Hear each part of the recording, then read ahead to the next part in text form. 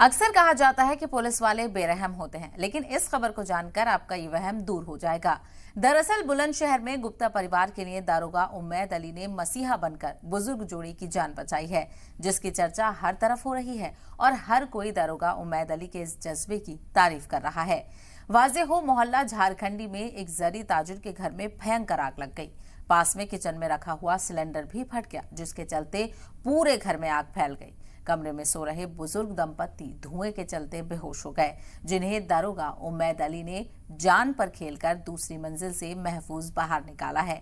चौकी इंचार्ज उम्मैद अली आग की जानकारी मिलने पर सबसे पहले पहुंचे। ऐसे में परिवार ने बुजुर्ग माता पिता को बचाने की गुहार लगाई, तो जान पर खेलकर दारोगा उम्मैद अली आग से बचते हुए दूसरी मंजिल पर पहुंचे और एक एक करके बुजुर्ग जोड़े को पीठ पर लादकर महफूज नीचे लाए। इसके बाद मुतासिर का परिवार और मोहल्ले वासी चौकी इंचार्ज उम्मैद अली की जमकर सराहना कर रहे हैं। तो वहीं सोशल मीडिया पर भी दारोगा उम्मैद अली को देख लोग काफी तारीफ कर रहे हैं।